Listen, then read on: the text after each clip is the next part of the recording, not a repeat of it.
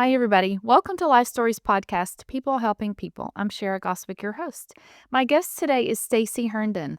Stacey is the author of Uniform and the founder of the Uniform Framework. Stacey helps women set up a framework for the clothes that they wear every day so that figuring it out is one less stress they have to think about. You spend a lot more time as a woman figuring out what you're going to wear every day than you realize. I was shocked to hear the statistics. We had a delightful conversation. I love what she's doing. I can't wait to read her book. And she was so much fun to talk to. I have to say, Zoom did something really weird on this interview, and my face is not on the screen at all. You can hear me talking. I was there, but for some reason, it did not record my face. I went ahead and posted the video on YouTube because Stacey was precious and I just had so much fun with her. If you know of someone that could benefit from this conversation or from her book, I definitely ask you to point them to her. Thanks for being here. I am very excited to talk to you. I love what you are doing for women as you are helping them learn how to basically how to dress themselves, how to know what they feel good in. And the reason I love it is because I am horrible at that.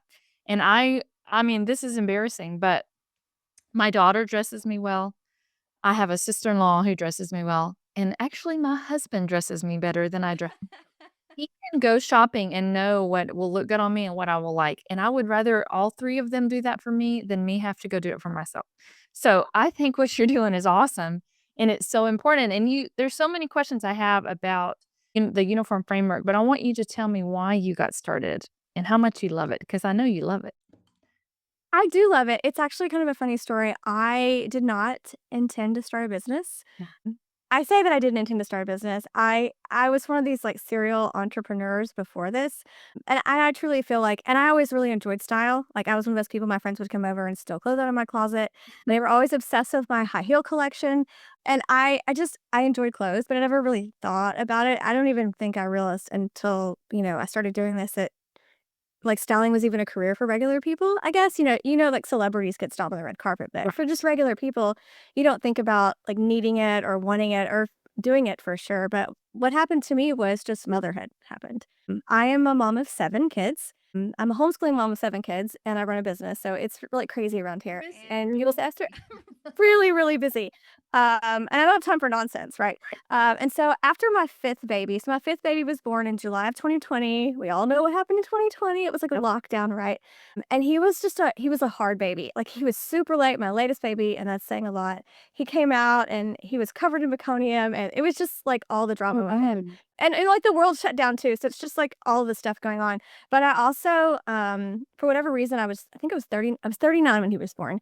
And after he was born, my body just kind of went into shock. I'd been struggling with some health issues for several years, like autoimmune type stuff, and my body just kind of crashed after he was born, and it was really uncomfortable to wear anything.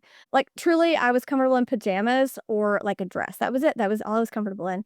And I had been researching capsule wardrobes for years. I think I found them back in 2015. And so I was very much obsessed with this idea of simplicity, of Right. having less items in your closet, but being able to do so much more with those fewer items. And so in my head and I had been playing with these other ideas, other people's capsule wardrobes for a while, that had, like, 60 pieces of clothing, and I got everything and tried putting them together into outfits they told me to wear. But at that point, I was crashing out, right? Everything was and my skin was uncomfortable, so, like, if I put certain clothes on, like, parts of my skin, I couldn't feel anything, other parts of my skin hurt. It was just crazy times. And so I started thinking to myself because I didn't wanna live in pajamas, right? We don't really most of us don't wanna spend our time all day in pajamas. Even if you're at home all day, it makes you feel kinda down, right? And I was like, I just wanna wear real clothes," but I hate real clothes, and real clothes hate me right now. And so I went to my husband one day, and I was like, "Hey," I said, "So, do you think if I just, like, got more of this one dress that I like in some different colors, different prints, and then got some more of this one cardigan I like in different colors and different prints, and then I just wore that all the time, it would be okay?" And he looked at me with this kind of strange look on his face, like, "Why are you asking me this question?" And he said, "Do you remember that time I told you to buy me 70 of the exact same shirt?" And I was like, "Oh." Yes, I do. And I realized in that moment that this concept of a uniform, right, a personal style uniform, wasn't really new in so much of a way. If you think about someone like Steve Jobs, right, this is a perfect example. Steve Jobs with his black turtleneck and his jeans all the time, every presentation he gave wearing the same thing. And so it's this idea. I grew up with a grandfather who did this. I tell this story in my book, actually. He wore the same shirt and pants every single day. And for the longest time as a kid, I thought that he just had, like, one of the same shirt and pants. But then I went into his closet one time. I was, like, a teenager. I went to his closet. I feel like it was one of those, like, off-limits rooms too, like, you just never went in your grandparents' Right. closet, and it was, like, me and some of my cousins, and we had gone in, and I looked at his closet, and I was mind blown to realize he had, like, 7 or 8 of the same shirt and 7 or 8 of the same pair of pants, and then hanging in the back was his brown suit for formal occasions, right? So he I grew up with this. I did this like, without knowing in grad school when I was really busy. I did the same thing, defaulted to this uniform concept. And so that was my moment that when it all kind of crystallized in my head and I realized this is it. This is the answer that I've been looking for the past 5 years for a capsule wardrobe, for a wardrobe solution that's easy, but also lets you have a little fun. And that's really where it was born, was just out of my own frustrations and my realization that I was just going to wear the same thing every day, basically. I understand that. Now explain to everybody who don't understand what a capsule wardrobe is. Is that like the same 7 pieces that you can mix with other things? Is that what that is? Or am I totally So I get that. It's funny how I get that question a lot. It's my mistake and always assuming people know what a capsule wardrobe is. So a capsule wardrobe is basically the idea, sort of built off of the idea of these collections that designers send out, right, where they all kind of mix and match. But nowadays, what you see with capsule wardrobes is usually if you were to go to Pinterest, for example, and you typed in capsule wardrobe, you would get so many great results, and they would send you these pretty ideas. And usually, like this comes from Courtney Carver and Project 333. And this is where I learned about it back in 2015. And she suggests that you have 33 pieces of clothing for 3 months at a time. So that's the 3333. And so it's just a mix of shirts and pants and shoes and other various items that, yes, the idea is that you can mix and match them. So that's the idea, is a smaller collection of items that are meant to be worn together. okay. And one of the things you talk about is how much time women spend trying to figure out what they are gonna or tell everybody how much time we spend. This is horrible. It's insane. I It love this is. statistic. I'm such a numbers nerd when it comes to this. So the average is 17 minutes a day, and I can take it even further for you. So 17 minutes a day, which breaks down to 100 hours a year, which is over 4 days a year. So the Yes. average woman loses 4 days of your life every year trying to get dressed. That's awful. And I will tell you, I don't know how many times I've done this. I will lay in bed and think about what I need to wear the next day, and I'll be totally good with it. And then I'll wake up the next morning and go, I'm not wearing that. Why did I think I was gonna? I've done that 100 times. I've done that. I'm all about, I want to look nice, but I also want to be comfortable.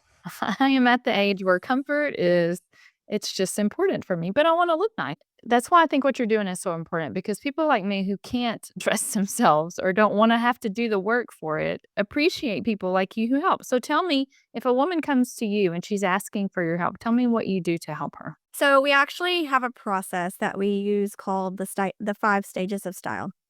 And it basically is everything is I teach is a system, by the way. So it's all gonna be systems.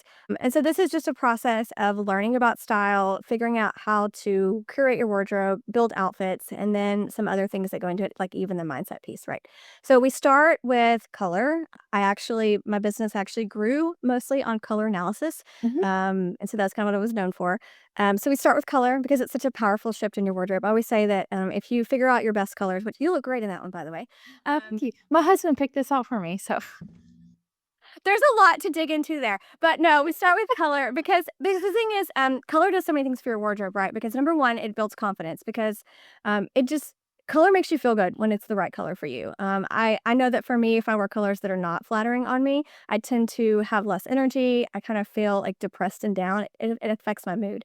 And Mhm. color is very powerful. So we always start with color, and then we go into a process about kind of developing your what we call your style profile. And this is where we look at from an external perspective, we talk about style goals, like what you want to say to the world, and being really intentional about communicating who you want to be. And we have our clients pick style goals and do that. And then we also look at more of an internal process which is called Essences. It's from a man named John Kitchener back in like the 70s, I think he developed it. It's even older than that, actually. But it's basically this principle that states that your style is best expressed based on the inherent qualities of who you already are.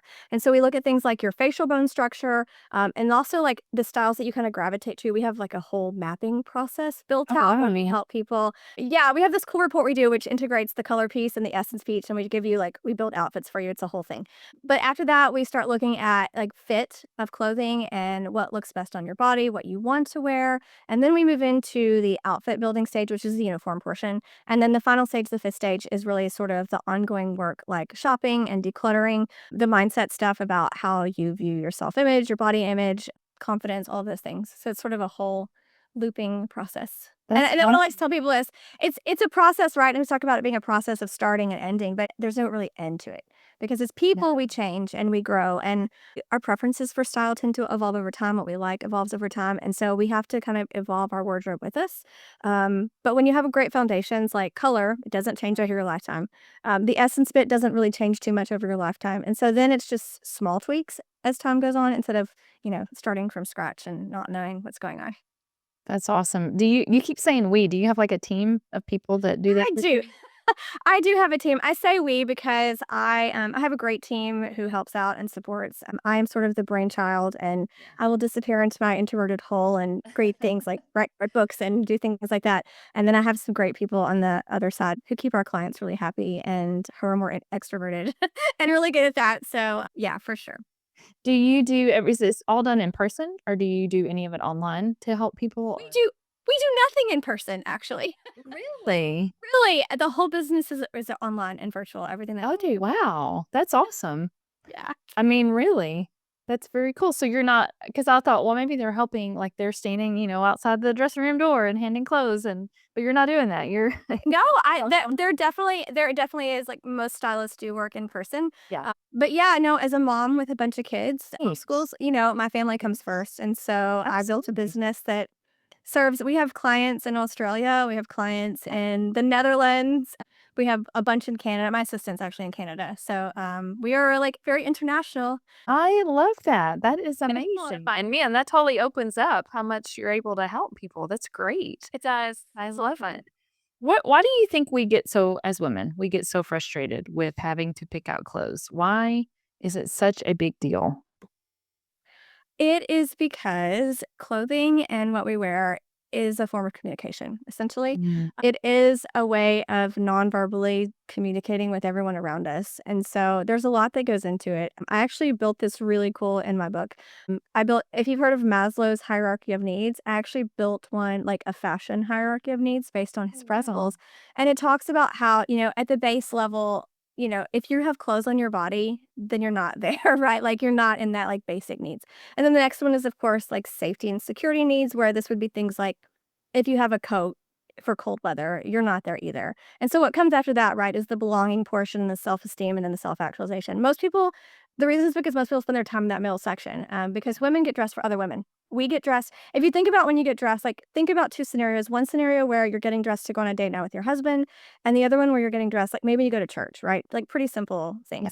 things. We typically will spend more time focused on what we're wearing to go be with other women than we do for those occasions where we would assume that you might be. And then maybe it's different, obviously, if you're dating and you're younger, it's maybe a different thing. But as grown women who are, married with families, we get dressed for other women because it is for most people, it is a belonging thing. I have had so many clients over the years say to me, um, I'm afraid I'm afraid to work on my style because I don't wanna be perceived as being overdressed and therefore being snotty or disassociated. And what I like to tell people is, like, number 1, if somebody else has a problem with what you're wearing, it's kind of their problem.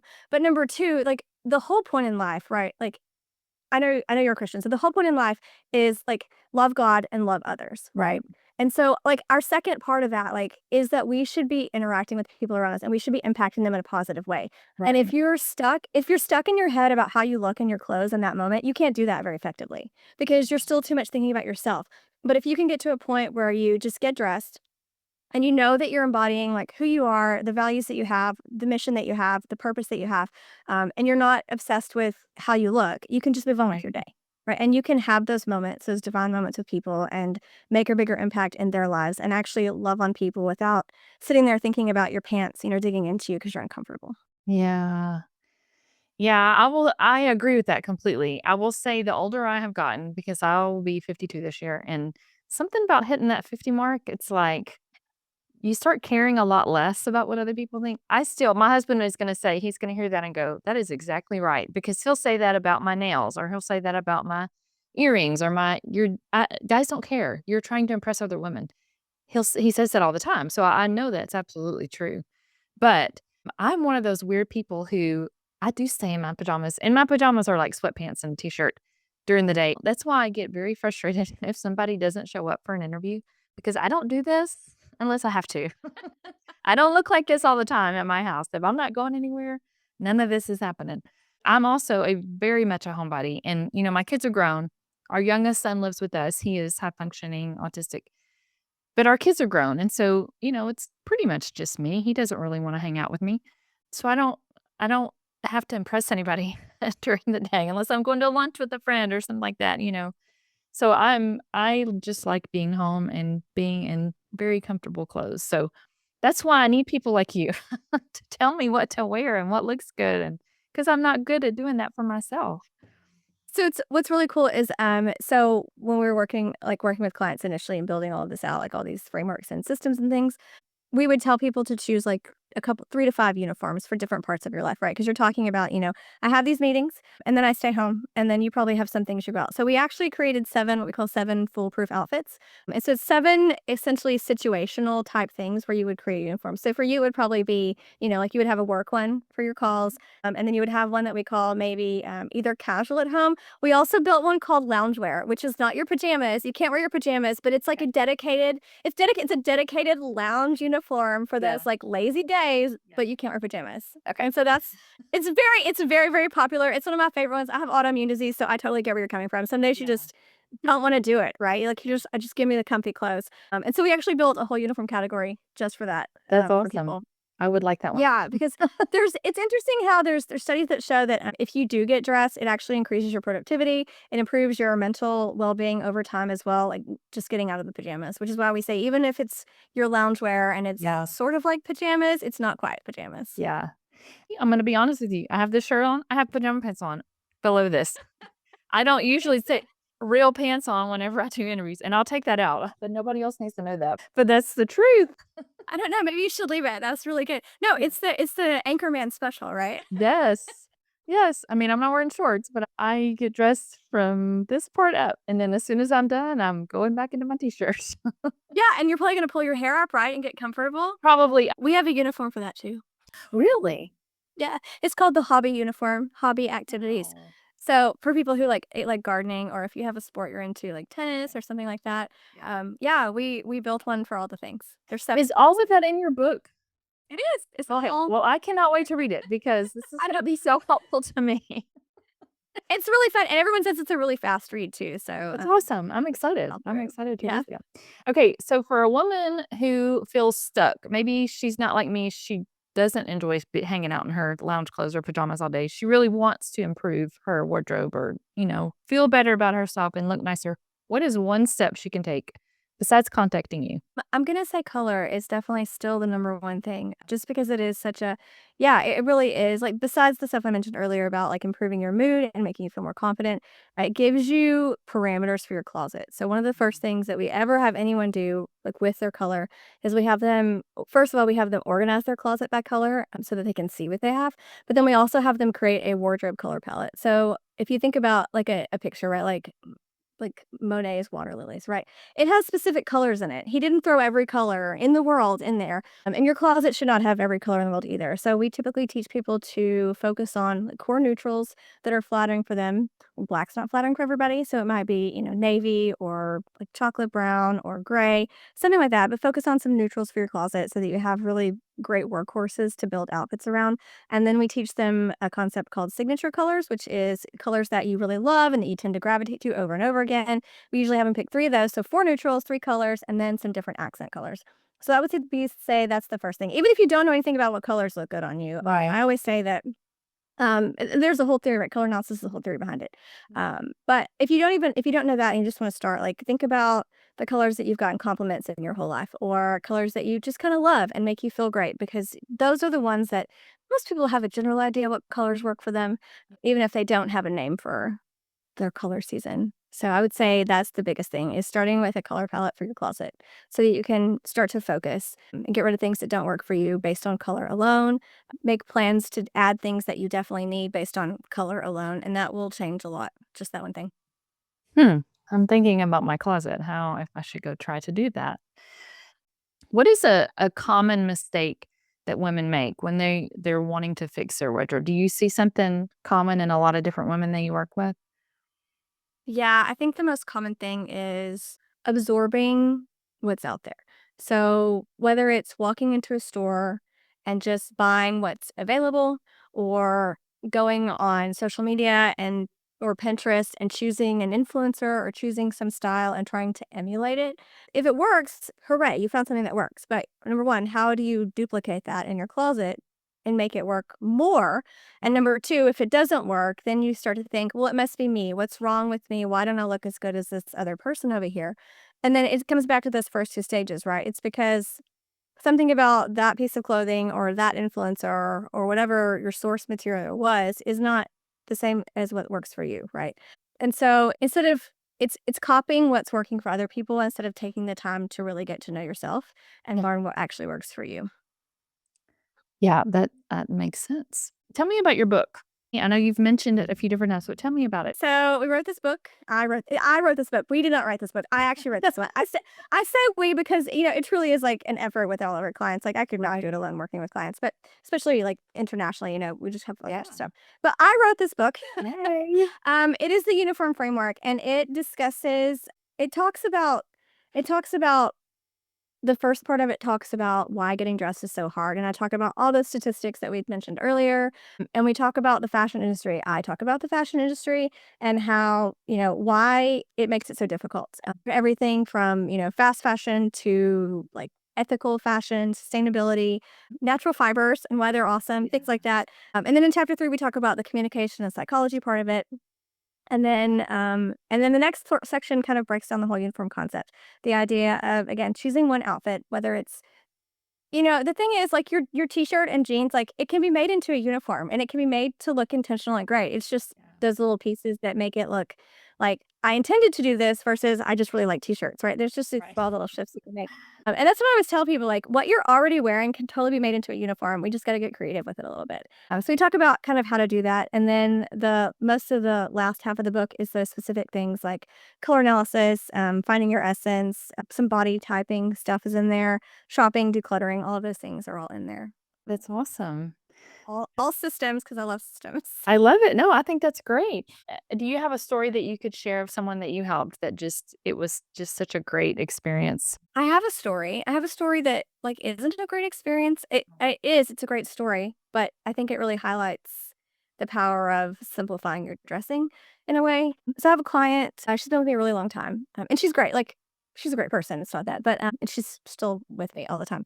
But her husband passed away unexpectedly last year, and so she was navigating a lot of decision making, just, insurance and legal things and house things and all these different things, right? In the midst of like unfathomable grief that we can't even imagine that. And she told me, she said, and she's always been a big uniform person. Like she kind of gravitated to this before we even met, really. And she said, honestly, being able to just walk in my closet and get dressed in like 2 minutes in a uniform and go on my day, she's like, it was just one tiny thing that made it easier for me. But I do have a good story. I have one client who implemented uniforms, and then, like me, this was before me, actually, she inspired me to start writing. She actually wrote a book and completely changed the trajectory of her business. And it really just opened up that mental space for her to get up in the mornings and like write at 4 a.m. to get the book done. And so like I said, this is when it's hard and it works, and this is great Yeah. when it works because it works for all the things, really. That's awesome. I know you love that. Getting excited to see when women are doing exactly what are hoping to help them with. I think that's awesome. It is. At the end of the day, after you've helped someone, after they've read your book, what are you hoping women take away from what you're teaching them? What do I want them to take away? I want them to take away that life is more than what you're wearing. That, that feeling in the morning when it feels hard, it doesn't end when you walk out the door, right? Yeah. Because if you struggle to get dressed in the morning, it's following you all day long. You feel self-conscious, you don't have confidence, you're without probably realizing it, have some negative self-talk up there saying, about yourself. And so it really does follow you all day long. And that what we wear is not it's not important, but it's very important. It's both Right. things at the same time, right? It's not important in the grand scheme of things like what is meaningful in life, but it does make the things that we do that are meaningful either easier or harder. Yeah. That's that's very true. Is there anything I have not asked you about that you want to tell me about?